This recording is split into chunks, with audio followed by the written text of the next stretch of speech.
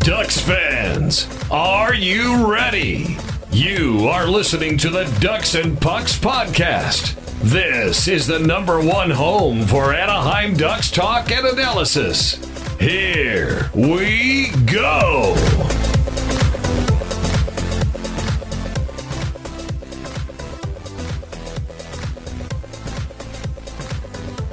Welcome to the show. This is your host, Mike Walters, along with my co-host, Eddie Richard, and we have a victory podcast for you guys. The Ducks take down the Oilers in 6 games. Wow. They took them out. Exciting. A lot of stuff we'll talk about that we covered kind of in our series preview. We'll bring back to this. Eddie and I went to game 4. I took the boss lady to game 3 and 6. Craziness. Eddie, initial thoughts, man.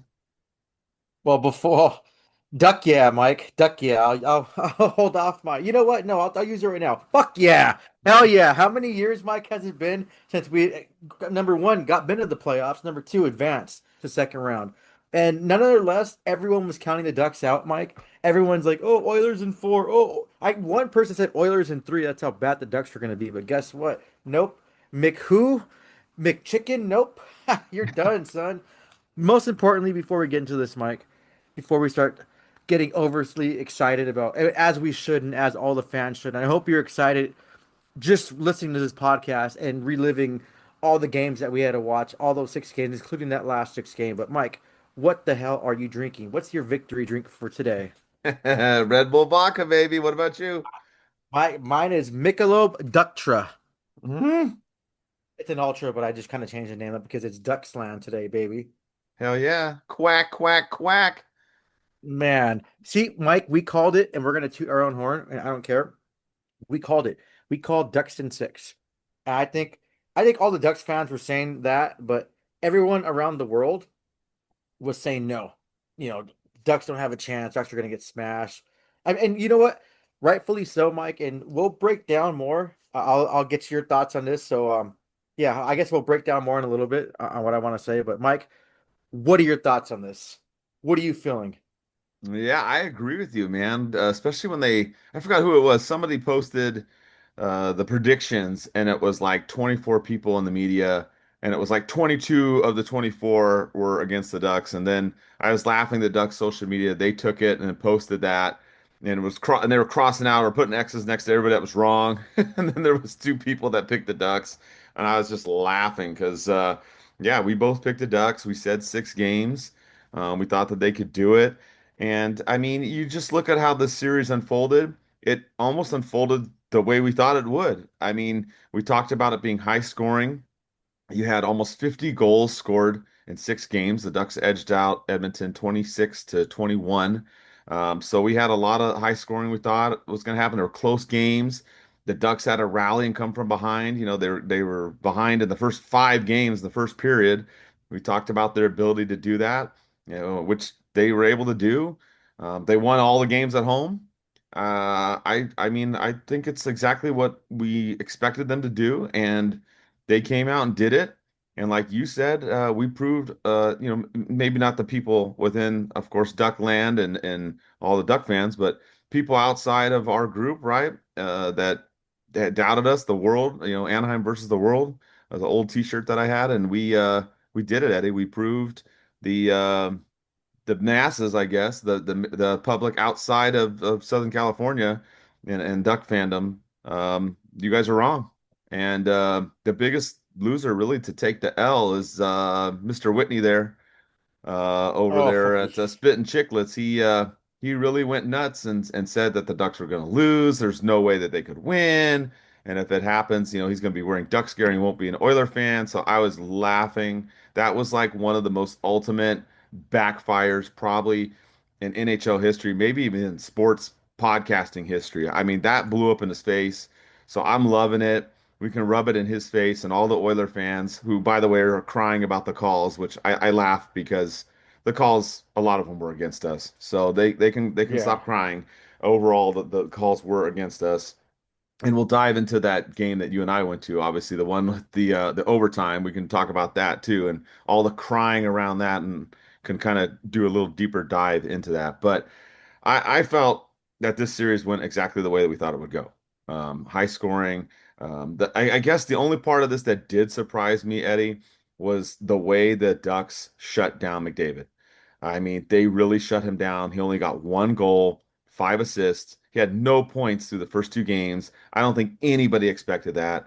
I don't care if he's playing hurt, whatever. It's McDavid. Him playing hurt is still better than most of the league. So Yep. that was a big, big success. We did talk about the Ducks having to shut down him and Draisaitl. Draisaitl had gotten three goals, so he did okay, but the manner in which the team, I mean, of course, LaCombe and Trouba were matched up against them a lot. They did a lot.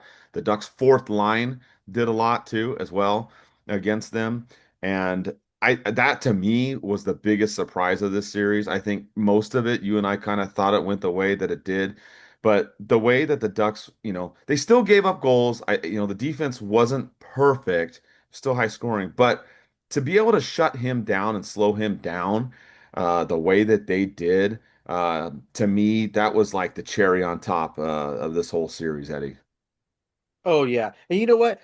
To go back on all the haters, it's hard to really just slam on them because the way the Ducks ended their season, I thought this was going to be over quick too at first. It was just so horrible. They should have had the Pacific Division locked. They just had that horrible losing streak, and thank God they snapped out of it that game against Nashville. But oh my God, it was just horrible. Even that game against Nashville wasn't even that great. Like they barely won and half, but no one, I guess they had that reason to think that the Oilers are going to come in and smash them because of the way the Ducks played. And even I mentioned on the podcast too, the way the Ducks were playing, they didn't deserve to be in the playoffs at all. And that was my opinion. But I don't know what happened to them. Something just a 180, or they were just kind of saving their best play of hockey just for the playoffs, and they came up and they rose to the occasion. Every one of those players stepped up. The rookie stepped up. Seneca was just playing bananas, throwing his body around. It just everyone went to that higher level. Even players that were kind of mediocre during the regular season, they all stepped up, Mike. I don't think any one player can be single. I mean, you could probably nitpick here and there, and we'll talk about that once we start getting into these games about who's our MVP and who needs to be better and whatnot. But I think everyone for the Ducks, it was just they had that fight mentality, that killer mentality. They didn't give up on each and every one of these games. I mean, obviously we had that game four that was kind of like meh, and it was all the pressure on the Ducks pretty much to kind of close it out. And I think the pressure kind of got to them a little bit, which is understandable. They're still a young team. They're probably one of the youngest teams in the league. So that's understandable. They cough up a game like that, but just for them to bounce back, it's just what an amazing first round. And Mike, you know what? Who knows what's going to happen in the second round if the Ducks end up getting swept, if they win? I don't care.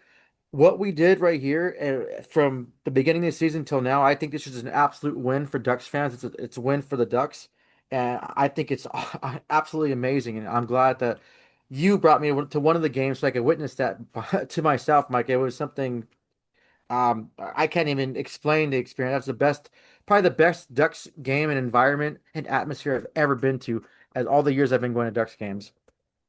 Yeah, absolutely. I mean that game four was really, really crazy because as you talked about, it wasn't their best game. I mean, I honestly, games four and five, to me, the Ducks did not play that well. They didn't. They got behind, as they always were, but they were able to rally and pull out that game that we went to. And I had talked about it in the article too when I wrote the recap that at the time you and I are very, very nervous in the overtime because the puck goes in and there's that lengthy review. And then you and I are there, and we don't have the benefits of what all of you at home are watching because at home they're replaying it and you're seeing all these angles, everything. Eddie and I just see the one angle of the puck looks like it's over the line, but then the skate blade is over it.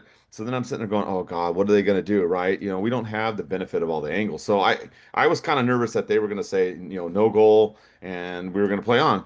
So when they, didn't, we of course obviously we posted the video, Eddie and I screaming like two little girls, like we were just going nuts that they had won and they had come back in that game because they again had a bad first period and they did it. And you go back and watch all the replays and you guys have all seen all that stuff. I remember taking Gronk and removing the skate and other people were doing similar stuff like that too, and you can tell that the puck was over the line. And it was funny because even Tamu Solani, he was going on Instagram posting stuff like we posted him doing the goal thing and how he knew, and he was joking that he said the NHL called him, for his opinion, which I thought was hilarious. But he also posted on another page that the NHL does have other angles and they do see other ways of the goal and like the offsides and all that stuff. So they had other stuff. Where I do agree with a lot of people, and I get it, even with the Oiler fans that were upset about it, is if you have these other additional angles, just throw them out there. Like I don't know why they don't always show all the angles that they have. That's a little bit of frustration. Like don't try to hide anything to make it weird, but even with the angles they had though, you could tell it was in. And I loved all the memes of the puck with like the little zit kind of on the top of it bulging like oh, this is what Edmonton thinks the puck is because, it didn't cross the Oh, line. I mean, they were getting Edmonton fans are getting roasted. Though I do agree with you, Eddie, for them to be, super confident, maybe even arrogant to start the series. I get it. Yes, the Ducks didn't play well down the stretch. You and I talked about that numerous times. And I think if you go back to game one, the first period in that game, the Ducks did not play well. And it looked like they were going to get steamrolled by Edmonton in that game. And, they ended up losing, but again, a close game. And I felt like after that first period, the Ducks then settled in. I felt like, they played better the rest of that game. They lost. Obviously, they stole game two up there in Edmonton, and then they were able to win, game three and then, of course, four. So that, they won those three in a row with four being, I felt like four was a real backbreaker against Edmonton. Once the Ducks went up 3-1 in the series, I'm not gonna say like I was super confident that they were gonna win, but I was like, okay, like these guys we got their backs to the wall, and we're gonna take them out. But I did feel that they were gonna lose Game Five. I felt like Edmonton was gonna come out and go bananas, and they yep. did. They dropped three goals on us in the beginning of that game. And another bad first period. So, the Ducks, their first periods were not good in this series against Edmonton. Like none of them until game six. Game six, then we finally flip the script, go nuts, score three in that first period. And I honestly felt after the first period in game six, I felt like it was over. I felt like the Ducks were going to win. Terry adds that goal in the second period and they're up 4-1. I'm like, these fools aren't coming back. There's just no way. The Ducks, there's so much momentum. The fans, you guys have been freaking amazing at the games, going nuts.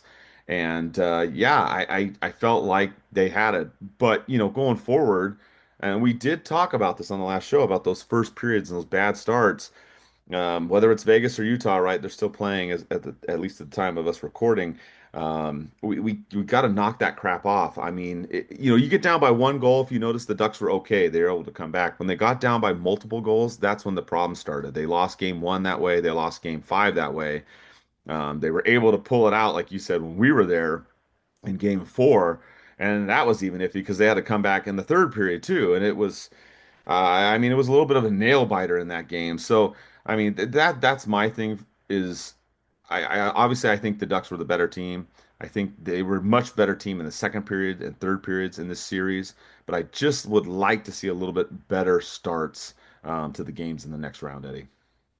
Oh yeah, I totally agree with you. And that first game too, I was started watching like, oh man, what's going on? But then the Ducks scored what three unanswered. I'm like, okay, well, we have a chance. And then of course Edmonton. I think that game could have went either way. Yes. But I think the Ducks were just kind of settling in. I think it was a lot of them their first time in the playoffs. That's why you bring in someone like Killorn. I know he gets a lot of heat from his contract and his production, but you want someone like that that's been around winners that knows what it takes when the pressure's on. Look at what he did in Tampa, and he stepped up. He really kind of shown why that he's on the Ducks and he got the contract he does. It doesn't matter what he does in the regular season. He comes out and just can kind of control the flow of the game and kind of let's regulate. And I think he checks and regulates everyone else's emotions around him. Like, hey, I've been here. Hey, you screwed up this play. Don't worry about it. Just focus on the next play. Short term memory.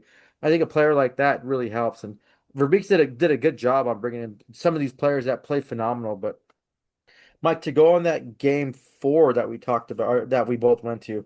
Once again, Mike, thank you for bringing me, and thank your better half for not selling the tickets and letting me go with you. I had a great time. I had a blast. It's been the first time. Actually, it was the first time since what November or whenever when the I think it was Military Appreciation Day or something. No, you know what, Mike? It was the Pearl Harbor Day. Yes, it was December, the beginning. Yeah, We remember we got confused on one of the other shows when we talked yeah. about this. Yeah, it was D-Day. Yeah, so D-Day. unfortunately, I've been dealing with some health issues, but more, I guess, mental anxiety issues that I'm trying to deal with. So I wasn't able to attend any games after that. So I was grateful to go to this game three, and it's cool, Mike. When we go to hockey games, you just talk to all the fans, you talk to people around you, the environment. Like I said, I've never seen an environment like that. Everyone's going bananas. Everyone's going crazy. Everyone's having a good time, and it was a nail biter. And Mike, when they announced that goal in overtime, we celebrated three times. We saw the Ducks celebrate, so we get all crazy and celebrate. Then we start getting panicky when the ref goes, then the ref calls it a good goal. We start celebrating, going bananas again, and then boom, Phil Hewitt goes, "Hey, everyone, don't leave yet. The play's under review." It's like, okay, damn it. And then we're waiting there, like the whole Jeopardy theme song. We're just waiting there, nail biting, and I'm telling you, like, dude, it's taking too long. Mike, I don't even know how long that was. I want to say it was a good 10 minutes we're waiting there, just everyone in silence, everyone's not doing anything, and boom, they call it a good goal, and we all go crazy again. It was just absolute. It was just bonkers, and oh man, it was one of those experiences. Like I'm glad I was there, and even if you don't go to the games, you're a fan outside of California. Just watching the games on TV, I watched the game last night. I can just hear the roaring of the fans. Like it was so great, Mike. And man, and coming to game six, you just had that I didn't want to I almost posted this, but I didn't want to be too negative, Mike. But in my thoughts for game six, I think I text you this that I always said the winner of game six will win the series. Obviously, duh, if the Ducks would have won, they would have won. But I think if the Oilers would have beat the Ducks on game six, they would have took the Ducks in game seven. I don't trust the Ducks, that game seven thing. I have it my heart broken way too many times. But I think that's going to be too much pressure in the first round for a lot of these young kids, a lot of these players that aren't that experienced in game sevens like that. The Oilers have been there numerous times. They know what it takes, no matter if who's injured or what. I think that they would have edged the Ducks on that game seven, but I'm just glad the Ducks came to town. They came ready to play, and they had that killer mentality. They weren't going to take no for an answer, and all the players stepped up, especially our young guns that we depend on, that we were watching develop into superstars. It was just great to see. It was a great performance. Doss played amazing, and man, we just need some. We need them to play like this come next round, first game. Just get up to a hot start, just drive in there and don't make those stupid mistakes. And we have to rely on each other and everyone. And it's just I'm getting tongue tied right now, Mike. I'm just reliving those games and everything. It's so surreal. I'm pinching myself. I think I'm in a blacked out phase right now. That I'm just in a drunken phase that the Ducks have won. I'm gonna wake up like the Ducks are gonna be last. It's just so hard to believe. I can just look and like how we're talking about podcasts throughout the years, how the Ducks are last and how we're doing our final interviews. Oh, next year might be better. Next year might be better. But you know what? No, this is the year, and we're still here talking hockey past the freaking regular season. How awesome is that, Mike? Oh yeah, it's amazing, and for me, it's like a scheduling nightmare. I posted that, my father-in-law's 91st birthday. We were hosting on Sunday, that day of Game 4 when we went, and that was already planned like a month or even more. So when the schedule came out, I was like, oh man, there's a game on Sunday. So I wasn't sure what my better half was gonna say, like, because family comes first, right? So I was like, I could sell the tickets, or I could see if Eddie wants to take somebody, or figure it out. And I love my wife. She's amazing. She was like, no, she's like, go to the game. She's like, see if Eddie can go. You guys go. And the party luckily also was during the day. So most people were gone, and then there was a handful that stayed later on and stayed and actually watched the game at the house. So yeah, I'm with you too. Like to see this team, so many years of losing, like you talked about in the beginning. They hadn't, been in the playoffs since 2018. They hadn't won a series since 2017 in the playoffs. And here we are, in the playoffs and past the first round. You knock out Edmonton, who, you know, Stanley Cup contender the last couple years, falling short. And here we are. We succeeded where the Kings have failed in the last several seasons in the playoffs. Oh, Sorry, I got a jab at the Kings fans, who also, by the way, did get swept as Eddie and I, maybe we didn't necessarily predict, but we wanted them to get swept, and they did. The Kings did put up a fight. Those games were kind of closer than we thought. But I did want to throw that out there, Eddie, if you want to chime in about the Avs. Oh no, before that, Mike, I was reading a lot of like fan threads. I was kind of bored today at work. A lot of the Kings fans are on the Ducks side. They're glad the Ducks took out the Oilers. They hate the Oilers that much. A lot of my friends were texting me or writing me on Instagram, congratulations, that are Kings fans. It's like throughout the years, this whole Ducks rivalry thing is watered down. So it's like water under the bridge. No one even cares anymore. The Kings fans hate Oilers that much that they're cheering on the Ducks. There was a lot of Kings fans going through Twitter, or I'm sorry, X, and then seeing this random pages that pop up on my Facebook page on their fan pages. They're happy the Ducks beat the Oilers. That's just nuts to say. And then of course the Oilers were pissed off at the Ducks, but come the very next day, today, they're all turning their pitchforks back to Edmonton. They want everyone fired. They want everyone gone. But like you mentioned too, the injuries. It's a good point because they haven't released their injuries yet. You can tell McDavid was injured. He wasn't playing like himself, but he was still McDavid. He was still flying past people. He was still driving the net. He was still a factor. But you know what? We have a McDavid repellent. Action Jackson LaCombe. LaCombe played freaking amazing. I can't recall another defenseman to shut down McDavid like that. Even though McDavid's hurt, he still has that speed over LaCombe. But LaCombe just played smart. He was positional wise. It was just, man, Lacombe did everything you want in a two-way defenseman. Didn't I tell you? And other players around the league and other analysts around the league are mentioning this too now. I mentioned it on previous podcasts. I think Lacombe was one of the best, the top 10 best two-way defensemen in the league. And this just showed it this series. Yeah, absolutely. I mean, LaCombe went nuts, and I mean, he had more points than McDavid. I mean, how about that? I mean, he actually led the Ducks with 9 points in this series, which is just crazy. I mean, who would have thought that? I don't think anybody would have. So, yeah, I mean, the way the team defense came together and played in this series was phenomenal. They did such a great job. I think the other part of this too, you and I talked about, was special teams. And the Ducks, they outplayed the Oilers in special teams. We said it was going to be a big deal. The Ducks were 50% on the power play, and Oilers were 28.6. You remember the Oilers had the number one power play this season, so they still got their goals on there, but they didn't go absolutely crazy.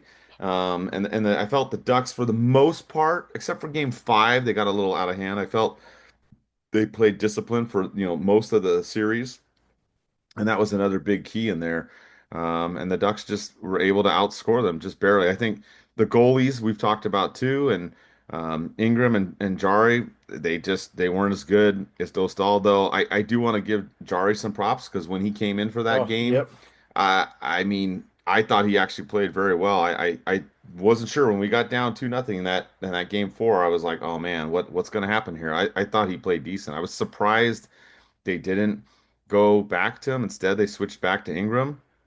I don't know. Maybe that cost the Oilers, but I do want to see Dostal get a little bit better. I think you were yep, right when yep. you said in the last couple games he did play better. I agree. I think he did. He was also, there was some stuff too in that couple games where he was the victim of pucks being deflected or kind of weird bounces or things like that. So I don't think he played as horrible as a lot of people out there. Man, there's a lot of Ducks fans giving Dostal hate, and I agree. I mean, of course, he did give up, some of those goals on the first shot of the game and stuff like that, which, that's frustrating too. I don't like seeing that stuff as well, but I felt he did get better as the series went on. Yes, he did have some kind of iffy moments with some of the stuff in there, but him compared to Ingram and Jari, he outplayed both of them, plain and simple. Whether it was a lot or little, we can debate that all day and all night. But he was better. I mean, he made some big saves on McDavid too, especially down the stretch. There were a couple of them that he made in some of those third periods and stuff that were just absolutely amazing. So I like what the Ducks did this first round. Like you said, there was some nervousness in the first game, trying to get that under the weather. They knew they could play with the Oilers. They had a chance to win that game. Like you said, it could have gone either way. Game four, I felt like the Oilers could have steamrolled us, but the Ducks came back. That game could have gone either way too. It was a close series overall. I mean, we thought the Ducks would pull it out, and we it is what it was. I mean, it was high Yep. scoring games, opportunities on each side. I think at the first game, the Ducks were really, really poor at giving up odd man rushes, and they were just getting smoked. And then a little bit of that came back in game five, when the Oilers started running all over in the first period. So I feel like, to me, I feel like the Ducks, honestly, I feel like they outplayed the Oilers probably 90% of this series, even though it was close and everything. But I felt like those first periods in games one, four, and five is where the Oilers, they really took it to the Ducks. But outside of those three periods, I think the Ducks played better than the Oilers the rest of the way. And we talked about the comeback kids, and I mean, I don't like getting down two, three goals like that, but they were able to come back. They were down five times in the first period, and they were able to come back and pull it out. Three of those times. So I mean, that's good. I do think the way to build off this going forward is to keep doing what they're doing. Just work on those better starts. I think Dostal get a little bit sharper, and also, like you said, we got contributions from everybody. Like everybody on the forward line scored except for Moore and Washi. I mean, everybody scored. I mean, that's crazy. I mean, balanced attack. We talked about that, and I think that was a difference too. The Ducks had a balanced attack. The Oilers, if you could slow down Draisaitl and McDavid, there wasn't much more there. I mean, you had Kapanen that also had 4 goals in the series. That was tied with, or he had the most goals for Edmonton. But I mean, the Ducks overall, I really like what they did. And I'm just proud of this team, like you talked about. Them trying to get in the playoffs was rough. They got there. People doubted them, understandably so. We had some of our doubts too, but they turned it on after that first period in the first game.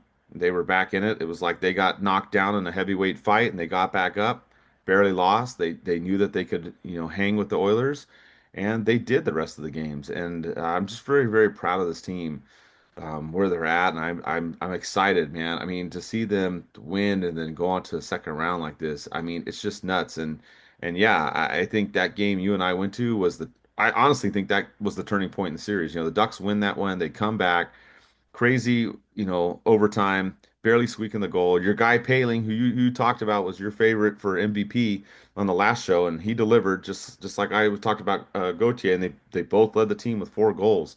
They came out and played, and I think once the Ducks won Game Four, I felt like they were in a good position.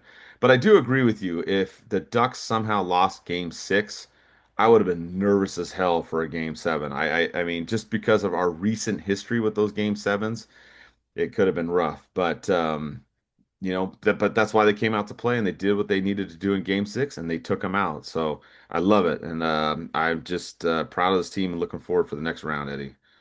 Oh, definitely. Well said, Mike. I couldn't have said it better myself. We had to remember too that our goaltender, he's still new. Like, well, he's not new to the league, but he's new in the playoffs. This is his first taste of a playoff experience. So you have to think that his nerves are kind of rattled. Not rattled, but he's nervous.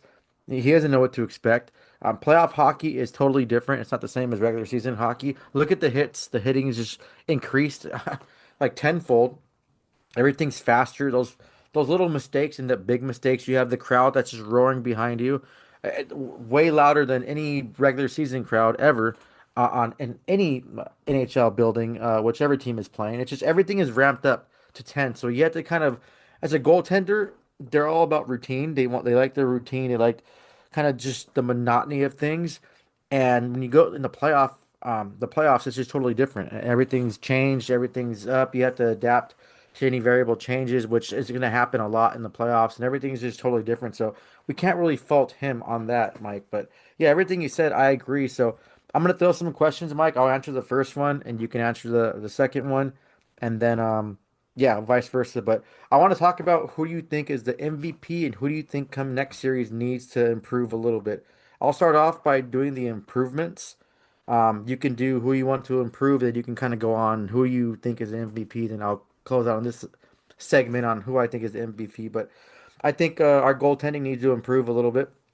I think Dawson, he's settled in.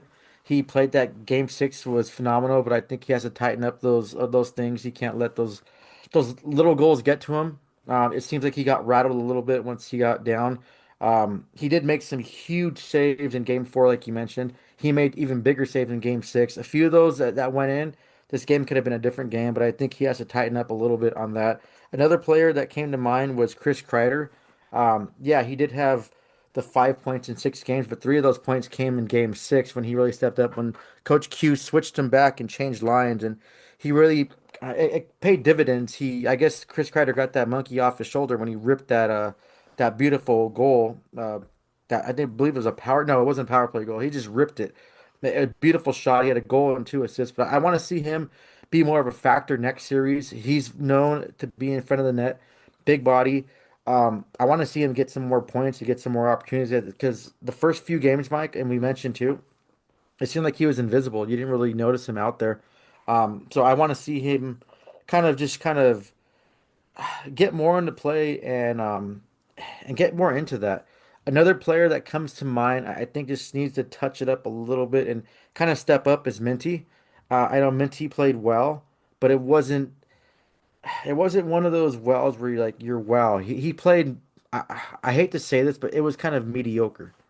Uh, Compared to what he can do and his skill set, he's a phenomenal player, Mike, and he can be not Jackson LaCombe, but he can probably be the Ducks' probably second best player, and I want to see him step up too and be there. But what are your thoughts, Mike, on who can improve come next series? No, I mean, it's funny you said everything you said is basically what I was going to say. So, I mean, no, I'm right. I'm right there with you. I think the goaltending a little bit, right, improved that a little bit better. Kreider, as you mentioned, was a good point. He really was kind of a ghost early in this series. Didn't really see much of him, and then he, erupted there in that last game, which was huge.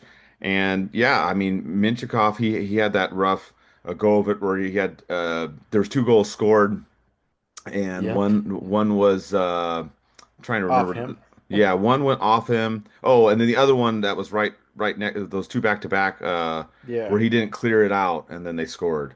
So you had those kind of rough goals there against him in that one game, and I mean he's been kind of iffy. So I'm with you. I mean that's I really agree. I mean that's who I would want to see to improve is it'd be Minchikov and Dostal for me are the big ones that I would like to see a little bit more out of on there. I think overall that they did good, and I thought the other part of this too that I thought was funny was the gamesmanship too. If you remember, Coach Q had Gauthier come out on the third line, then he put him on the first line in one of the games earlier in the series. He switched up Kreider here, and then you had where I was making fun of Knobloch and his McDavid's a game time decision for the fifth game, which we knew was all a bunch of BS. And that's when I said, "Oh, I'm gonna be a game time decision myself." So I don't know. You'll see what happens in game six, which obviously I was going to be there. I wasn't going to not make that game. But yeah, I agree with your comments. I don't really have much difference of opinion in there. I think, yeah, the other person I think that I really did like in this series was VL. I mean, this guy was Oh, throwing his body around. He crushed McDavid. He posted that video. He crushed Draisaitl, and I forgot who the other Oiler was, but he did the double hit in game six. I mean, that dude's all over the ice. He was getting some timely scoring in there too. And I love that dude, and that was one that I'll admit and eat some crow on that. When they traded for him, I was like, what are we doing here in the beginning initially? I mean, before he played any of the games, I wasn't concerned about the draft pick stuff. I didn't care about that. I wasn't worried about that. I was just more of like, why are we adding this guy to the lineup? And as you talked about, like with the Ducks bringing in Paling too, it's like, I mean, he's been great. I mean, he has been busting his butt. He fought in one of these games too. I believe it was game five at the end when it got all nuts. And I mean, it's just crazy. It's been great. Uh, I think he's been a huge addition to this team and really have come through, in a bottom six role. playing too defensively. I mean, the way that that fourth line was able to slow these guys down on the Oilers. I mean, not perfect, but I mean, they really kept them at bay, and that was a big difference in this series, Eddie. Yeah, and you know what's funny, Mike? You mentioned that when the Ducks traded VL from Boston, everyone was so pissed off. I posted something on Ducks Nation. Or I think it was Ducks Nation or the Ducks page. People jumped on me like a bitch in heat.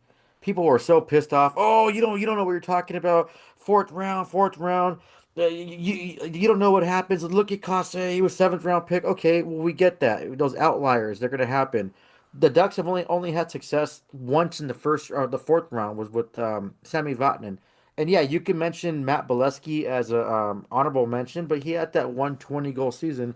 And what happened after that? He went to Boston and just disappeared. He wasn't a big factor. He just had a contract year. Um, I was okay with just throwing a fourth round away just to get. I mean, what are you gonna do? Waste your fourth round for a player that's not gonna play? It's you don't have normally success in that. I love number four. That's my hockey number. But everyone got pissed off at me, and come that first game when he drops the gloves, everyone's like, "Oh, well, forget about the fourth round." And now people aren't even talking about that fourth round. No one even cares about that. I think this is probably one of the best trades for Beek has made in his tenure with the Ducks, bringing him in. Um, yeah, he can. He's built for the playoffs. I don't know what Boston was doing. They were underutilizing him, wasting his time in Providence over there with their AHL team. But he was, I guess, what did Herb Brooks say? Great moments are born for great opportunities or whatever. I think that he's taking this opportunity that the Ducks gave him and taking it with stride. Um, that Boston never gave him. He was everywhere. He was a factor. These Edmonton players had to keep their head on a swivel and look up. And when he was on the ice, like there's no time and space. Like, okay, you have the puck, someone's coming for you. You're gonna get hit. Even if you don't have the puck, you're gonna get hit. We saw that double hit right there. I think he was a big factor. He was made for the playoffs, and I think he's probably one of the players that stood out in this series for me. And I think he's gonna stand out a lot in this and the rest of the Stanley Cup. That's the rest of the games are going to play, but it was a good trade by the Ducks, and like I said, it was. I think if you want to debate this, Mike, I think it was a better trade than bringing John Carlson from Washington. I think having a player like that can control the bottom four or your bottom line. Look at what Edmonton's fourth line did. I think they played phenomenal. Their fourth line was outplaying the Ducks at Ducks top six lines at once. So it's like you just have to go and take it with stride, and I think that was one of the best trades. And I'll admit too, the Paling trade I was kind of iffy about, so I'm wrong about that, and I'm glad I was wrong.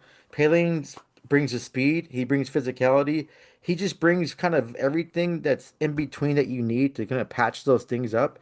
And I think he's a phenomenal player. And Mike, if you want to go ahead and kind of go off of what I said, then you can go ahead and mention your top three MVPs um, for the first round. Yeah. Yeah, no, I'm with you. I mean that those trades, yeah, I mean obviously the Carlson one was a big one too, but I mean you can't overlook bringing in VL and Paling. Absolutely not. You can't. I mean, and yeah, you can debate which one is more important or whatever, but I mean, yeah, if we're talking about the players that had an impact in this series, I mean I'm throwing VL in there. Absolutely. I'm throwing him as one of the three big time players in there. I would honestly I would go with Paling is that was your guy when we previewed the series, but I think Paling and VL and LaCombe, to me those were like the big three guys for this team that were the difference makers in this series. I really really believe that. I mean they were on point. I mean a lot of the Ducks contributed. Don't get me wrong, but if we're talking about like my three guys that I think were like the difference makers or whatnot in this series, those are the guys I'm going with. I mean, Paling is bottom six too, like you talked about. And yeah, Edmonton's bottom six played well too in the series. And I think that Paling's a difference maker. He's able to kill penalties, get shorthanded goals, timely goals. VL's able to get timely goals. He hits people, he drops the gloves. Both of those guys I feel are just underrated. They're big time underrated. And I think that they have been huge, huge additions and improvements to this team. And then we've already talked about Lacombe. We can gush over him as much as we want, but I mean, you already know that that's my guy. But those would be my three guys that I would look at. I don't know if you got three different or some of the same, or what's your thoughts? Yeah, sort of different. I mean, obviously, LaCombe played absolutely amazing, and for a guy that's only making $925,000, that's freaking amazing. His contract doesn't kick in till next year, so I think the small taste of what we get from LaCombe is just keep getting better and better. And then hearing other of his peers talk about how good he is. Like I said, Matthew Kachuk was saying that he was the best player at practice each and every day. I mean, players like Quinn Hughes was on Team USA, and you have someone like Matthew Kachuk, which you know he doesn't hold back. Like he just has no filter. He'll say it as it is, and he's just kind of talking up Jackson LaCombe saying that he was surprised that he didn't get a game when Team USA was going for the gold. Even the Spitting Chicklets guys, Ryan Whitney, all them, they're giving props to LaCombe. Like, okay, he just came out of nowhere. It seemed like LaCombe was just kind of a mediocre player 1 minute, and then all of a sudden he just snaps into a superstar. That's just crazy. Like you couldn't even see him progress to that, Mike. It just was one day one and then another day another. He was a duckling and then he became a duck, just like that. There was no kind of evolving. And you know what's crazy, Mike? He's only going to get better.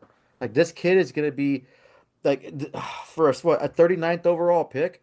This is just going to be a steal for the Ducks. And the Edmonton Oilers had a pick before the Ducks. They could have got him. They could have drafted LaCombe, but they didn't.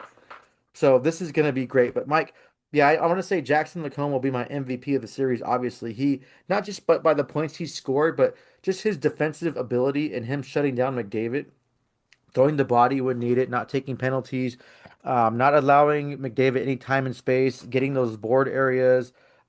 He pretty much knew McDavid's play and knew everything he was going to do. He gets caught. One play he got kind of caught. He throws his stick kind of back and disrupts the play. Would have been an open net goal, a tap in goal. I think Lacombe did everything right, and I don't know what the training is for him, but he's something special, Mike. And the Ducks are lucky to have him, and we're lucky to watch.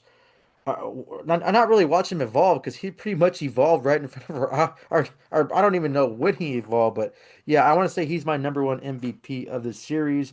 Another player I want to talk about, probably my second one would be, as much as I want to say, oh man. It'll have to be Paling. Yeah, I think Paling really controlled the game too with his physicality, his goal scoring. And he's one of those players too that you have to watch your head out there. And you come out one of your players, he's going to come out you too. And I know we talked about him during the trade. We were kind of unsure. Remember his brother talking to us, and it was kind of like, oh, my brother this, my brother that. His brother talked him up, and you know what? You're right. I forgot his brother's name that we were talking to. But he pretty much gave us the breakdown of Paling and of Ryan Paling, and everything came true. My third one's kind of a kind of a toss up, Mike, because I want to say Cutter. He not only produced offensively, but I think he had like 22 or 23 hits this series for a superstar player. But I guess if I want to edge him out, I want to say Killorn. I think Killorn played phenomenal. But I think behind the scenes, I think it was more important that Cologne was there to kind of settle everyone in and check their emotions, like I mentioned earlier in this show. So my players would be Lacombe, Paling, and Cologne. Yeah, I love it, man. I love it. I love what's going on with this team, man. I'm super ecstatic. I did. I think we're good as far as talking about the Ducks. We have one more thing though. Oh, what's your one other last thing? Whatever you got, and then I was just going to do our ad read, and then we'll talk about kind of around the league what's going on. But what else do you got? Well, we did the poll on your Ducks, or on Ducks and Pucks, who we want to see play in the next round. And So, what was the end results? so the Golden Knights and Mammoth are playing. Golden Knights win tonight. We're going to play the Golden Knights. If the Mammoth win, that's going to be going to Game 7. But we have a poll. Who do you want the Anaheim Ducks to play in the second round?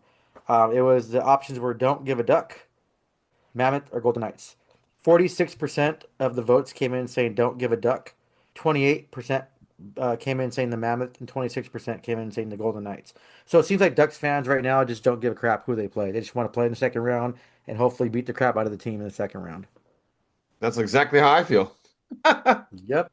You know what, Mike? Now, travel me, I kind of hope the Mammoth win because I've never been to Utah. I've been to Utah on a connecting flight, but I wouldn't mind going over there, especially that we're going to be over there December 31st for the Winter Classic. I wouldn't mind getting a little glimpse of what I'm going to see or checking out hotels or where I want to stay. So that'd be kind of cool. I mean, Vegas will be cool too, but though I know those prices are going to be sky high over there in Vegas. They had to deal with their stupid ass fans too, which is always a nightmare. But I guess if I really want to pick Mike between the Mammoth and Golden Knights, I want to see the Mammoth just for my own selfish travel needs. Nice. Yeah, I'm good. Either way, what sucks is I have a business trip that I always do in the second week of May, so I gotta just see how the schedule pans out. I might not be able to go to all the home games because I'm gonna be gone out of town for like 5 days. So I don't know. It's just can't really control it. It's just something I do every May for work, so I'll have to figure out and see. I'm hoping, however it works out, that I maybe only miss like one game. I'm hoping, but we'll see. We'll see what happens. Um, yeah, I just want to read our DraftKings thing, and then we'll kind of talk about like the league, some of the other games, and some of the nominees for awards and whatnot. But no sport flips faster than hockey. One power play, a goalie pulled with 2 minutes left, and everything changes. DraftKings Sportsbook, an official sports betting partner of the NHL, is built for that kind of chaos with live betting from puck drop to the final buzzer. And DraftKings has your back with an early exit protection. If you place a pre-game player prop bet and your player starts the game but leaves in the first period due to injury and doesn't return, you'll get your bet back in cash. No bonus bets, no opt-in, just real protection with injuries happen early. New sportsbook customers bet just $5, and if your bet wins, you'll get 300 in bonus bets instantly. Download the DraftKings Sportsbook app and use the code THPN so you're ready for the moment. That's code THPN. Turn $5 into 300 in bonus bets if your bet wins in partnership with DraftKings. The crown is yours. Gambling problem, call 1-800-GAMBLER or 1-800-MY-RESET. For New York, call 88778-HOPNY or text HOPNY. Connecticut, call 888-789-7777 or visit ccpg.org. On behalf of Boot Hill Casino in Kansas, wager tax pass-through may apply in Illinois. 21 plus in most states, void in Ontario, restrictions apply. Bet must win to receive bonus bets, which expire in 7 days. Minimum odds required. For additional terms and responsible gambling resources, see dkng.co/audio. Limited time only. So there you go, Eddie. Are you going to place any Nice ad bets? read. Yeah, you going to place any more Well, bets? I mean, maybe you in the know next what? round. Well, I might go to Arizona to see my mom for Mother's Day. Well, if she wants to come over here. If she doesn't, I'm gonna go over there. But I can't use DraftKings here. I don't like the DraftKings pick six thing. It's just preference. So I use the prize pick one, which I don't know. I think I'm getting addicted because I keep losing. I just keep putting like $25 here and there. But yeah, but I love the DraftKings app. It's cool, especially when you're in a state that uses it. It's fun. I keep bitching about that Buffalo and Toronto trip I made. I could have made like what $4,000. It all came down to those final games. I'm like, damn it, why can't they just win? I lost in overtime on one game, like that Chicago game. I was like, dude, come on, I could have won. I think that was I think I spent like $100. I could have won like $2,200 off that little parlay. But yeah, it's fun if you do it responsibly. If you have a problem, like definitely call the number or just stop doing it, delete the app. I mean, I know gambling addiction's horrible. Just do it for fun. I mean, if you win, you win. You don't, you don't. Like that's all it is. Um, yeah, yeah, Mike. So since we're talking about DraftKings and picking all this stuff, if you were to bet money and pick who's going to win the series between the Mammoth and the Vegas Golden Knights, who would you put money on? I honestly think Vegas. I really do. They've had the opposite problem of the Ducks. They've been trailing in the third period, like I think almost every single game, and they've had to come back and win in the third period, where the Ducks have been the ones trailing in the first period. So I mean I'm taking it Vegas. I'm not saying I want them to win, like you were talking about with Utah and stuff. It'd be cool to see the Ducks against Utah, but that's just the way that they've been playing. They've got this comeback ability too now. So if it's the Ducks against Vegas, it's going to be crazy because you might not, the team might not want to have a lead going into the third period. I mean, I don't know. It's going to be nuts. I mean, whoever we play, it's going to be a good series. But I would think it would be Vegas. Yeah, I would bet Vegas. I think I think the players are so terrified of Torts that they're doing anything to win. So who knows in the second intermission what Torts does? He probably spanks all of them with a wooden paddle. like you were back in Catholic school, he just whips you. Like you better win, or you're gonna get whipped again. But no, I think what Torts did when they brought him in, I know it was controversial too because it was so late in the season. But I think it was the right move in Vegas. I think they have the upper hand. I think they're going to outcoach. If I'm going to place money on anything, I'd put Vegas. Now, who I want to win is the Mammoth. I think, and not just for my own travel needs, Mike. Remember the last few seasons when the Coyotes were still there? The Ducks and Coyotes team they didn't like each other. It's always some kind of bad blood. Terry got his ass beat, and he busted his like that player. I forgot the name. It busted his eye. Yep. Yeah, so I think if the Mammoth and the Ducks play with all those former Arizona Coyotes players, I think that's kind of breeds something for more of a rivalry. And the league right now wants to promote more of Utah since they're a new team. So I think the Ducks and the Mammoth can get a stadium series. I mean, obviously the Mammoth and Colorado have that Winter Classic coming up this year, but I think if there's a big rivalry and they play in the playoffs, there's a good opportunity that the Ducks and Mammoth might get an outdoor game. I mean, obviously, it's probably going to be back in Utah. I can't see the Ducks getting any outdoor game unless until their whole construction thing is complete, the OC vibe thing. But I think for a rivalry, a whole big rivalry to start, I think that's a good way to start is going into the playoffs. And we all know there's bad blood between the Ducks and the former Coyotes, and a lot of the players from both sides are still on the team. So I think that's a good way to start for that. But yeah, I do agree with you. I think if I'm going to bet money, especially on the DraftKings app, I would bet Vegas to take out the Mammoth. And I'm not sure if they'll take it out tonight, Mike. I think it might go to game 7, but who knows? Stranger things have happened. Hopefully the Mammoth don't take the lead going into the third, and hopefully they're trailing so they can come back and beat the Golden Knights. Yeah, it's been a weird series. But yeah, I'm with you. Hey, the more that if they go to game 7 to beat each other up, that's better for us, rest our players Oh and yeah. whatnot. Let them keep going. The other one we got to keep an eye on, too, is now that we talked about Colorado already knocking out LA, but Minnesota knocked out Dallas. So now you got Colorado and Minnesota, the other team you really dislike. That series I think is going to be dynamite in round two. To me, that's like the one to really watch is Colorado, Minnesota, because of course the winner of that would play the winner of the Ducks and whoever we play. Which I mean, man, that's going to be. I think that's going to be a crazy series because Minnesota really put the smack down on Dallas like just off the bat in that series and ended up pulling away and beating them. So I think that's a series that has the potential to go to 7 games, Eddie. Oh, that's going to be a brutal thing. But Mike, I remember you mentioned too earlier, and I went back to the Ducks, so I want to go back real quick before I talk about Minnesota and Dallas, but Colorado sweeping the Kings. We all knew that they were going to beat the Kings, but it was closer than we thought. I think the Kings held their ground against Colorado. Their goaltending obviously was superior. So I want to just give a congratulations to the Kings and also Andre Kopitar. Um, what a legend in the game. I think he's probably the Kings' Getzlaff.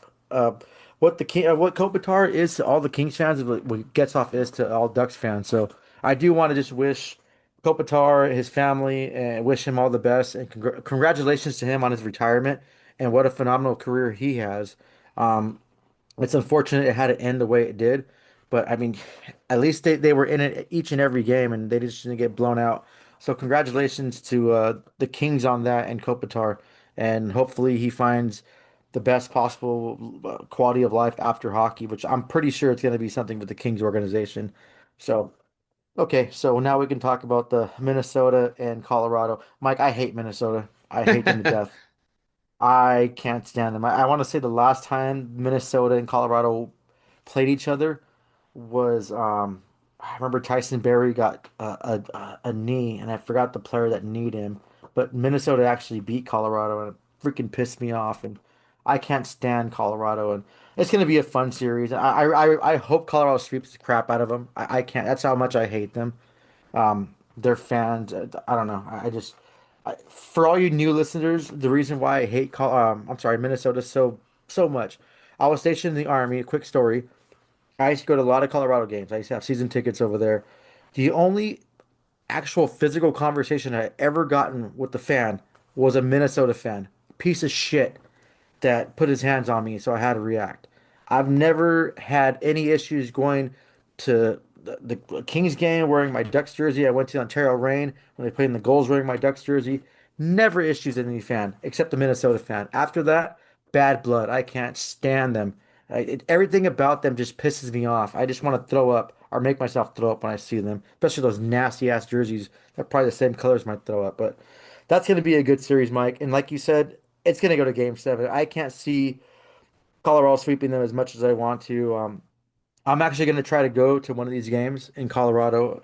I have a lot of friends over there, so I don't have to pay for a hotel room. So hopefully, I get cleared with my health wise. I can go and travel and go over there. Definitely need to get out of California for a couple days, so that's going to be fun. And knowing my luck, Minnesota will beat the Colorado when I'm there. But yeah, that's going to be probably one of the series to watch if you're not watching the Ducks and the whoever they play.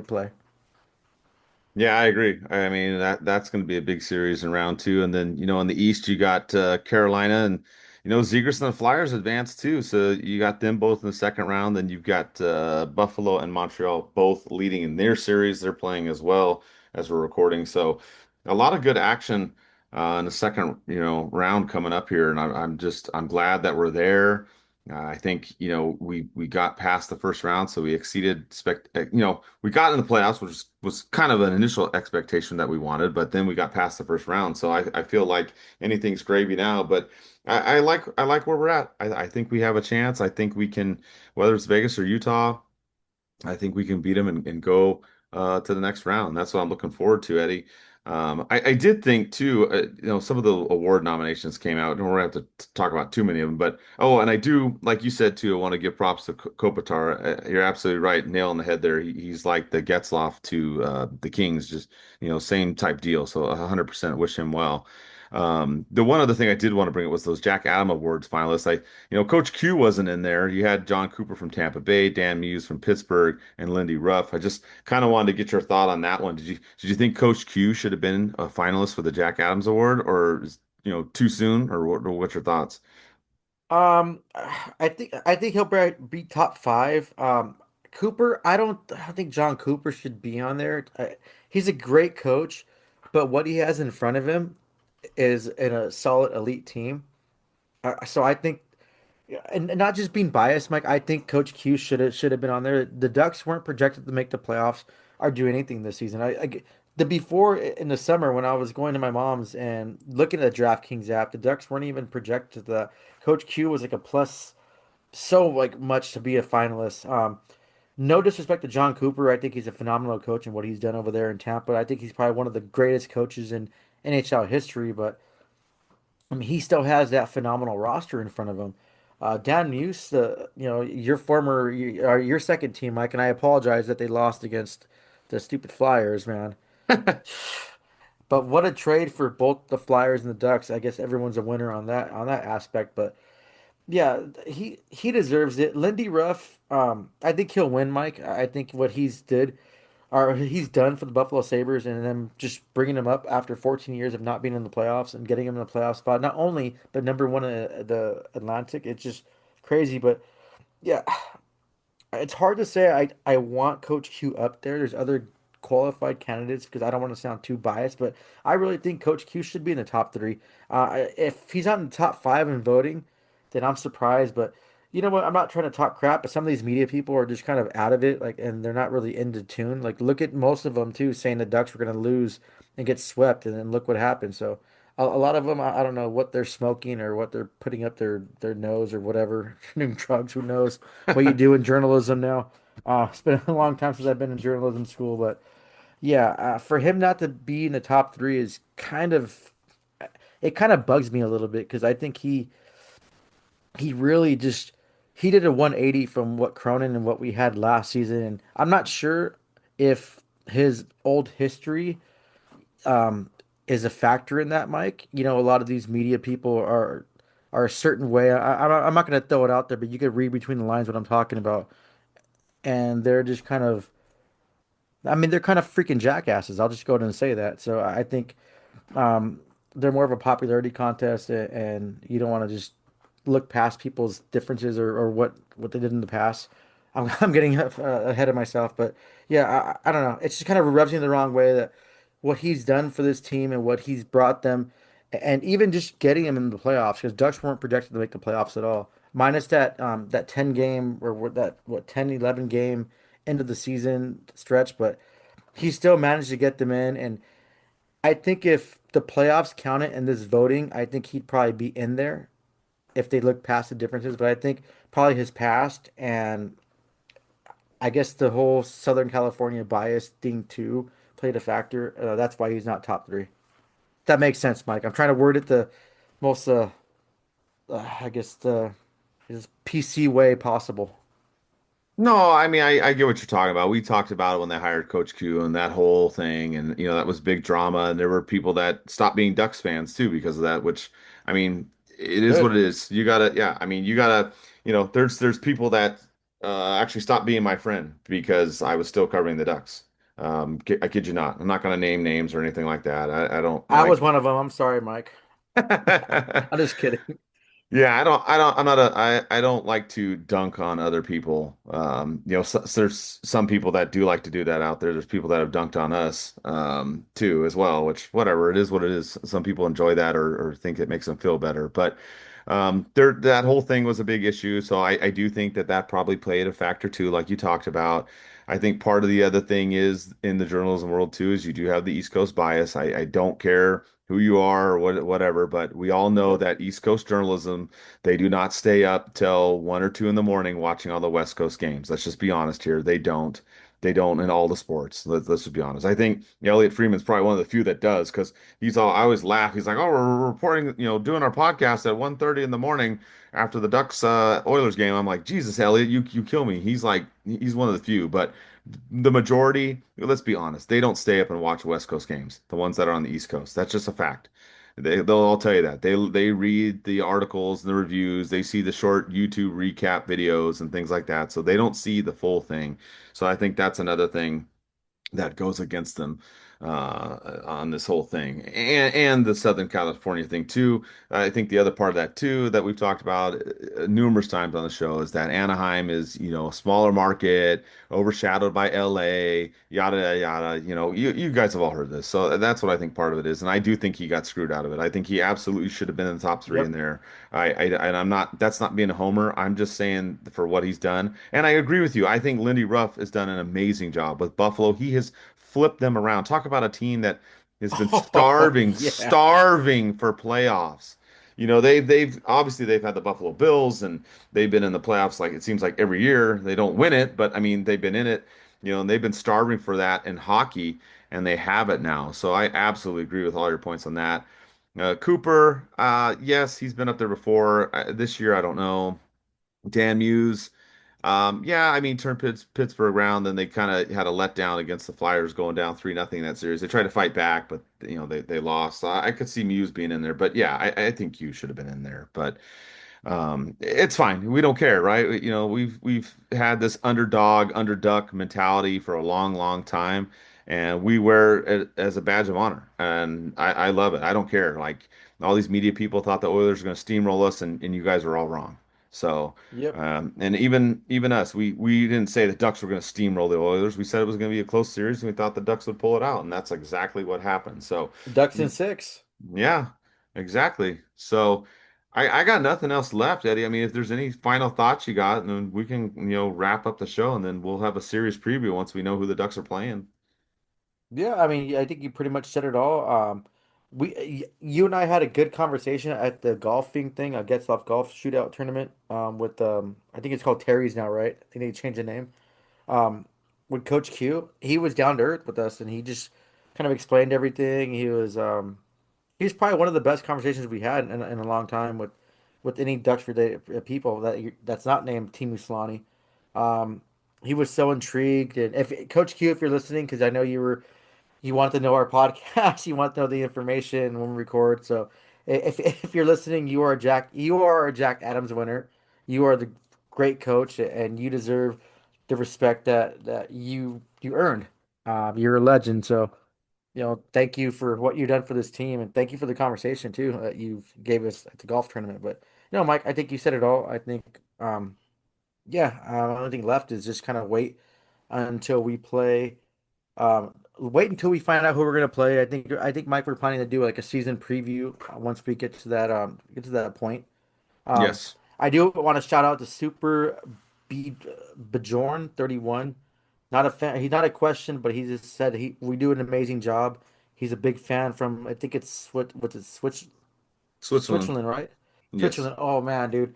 Okay, so I need to get with this guy because that's my dream vacation to go to Switzerland. I always wanted to go there. So yeah, we have a couple other questions, Tony and Feed, about the Colorado. If we face Colorado, let's wait till we get there. Let's focus on the second round. And Yes. then this Dustin 26, he asked about the soccer giveaway. Mike, I believe you said you gave it away already, right? Yeah, I did several giveaways on there, and one of the guys on Instagram that won just messaged me, and I posted it in the story about him getting the rally towel or foul towel, excuse me. But it was Pato, aka the Duck, that won the soccer jersey and the foul towel. I mean, there was some big interest in that. That went nuts. But I'll try and do more giveaways too on Instagram, and just get you guys pumped up. Gave away some of our foul towels. You can also go buy those. The link's on there as well. So I mean, appreciate the support. And like Eddie were talking about, yeah, we'll do a series preview. And just keep this ball rolling, Eddie. I mean, that's all I got, unless you got anything else. Just have one more for the fantasy hockey winner for a regular one, the second place winner. I'm still waiting for an email from you so I can send you your autographed item. Everyone else has been sent their gifts. I know the guy that won the jersey. I'm talking to him via email. So yeah, I have his jersey here. It got sent back for some reason, so I got to coordinate with that. But yeah, just want to thank everyone again. I know it's been rough the last few seasons, but thank you guys for being fans and listening to the show. Thank you for all the fist bumps. Especially just going to an Ontario Reign game and goals, and I get someone saying, "Hey, you guys are Ducks and Pucks. So you guys do a good job." So that means a lot. Especially Mike. I know Mike, you put a lot. You put 99.9% into this. I put the point one by being on the podcast. But yeah, I want to shout out to you, Mike, and we're still here talking hockey after the regular season. So thank you everyone for tuning in. I'm looking forward to getting the season preview. And Mike, I'll let you finish it off.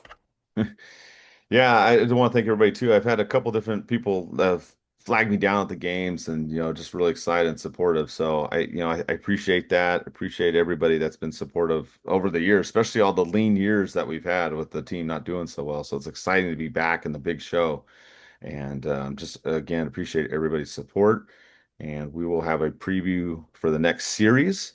And with that, you know what to do. Let's go, Ducks.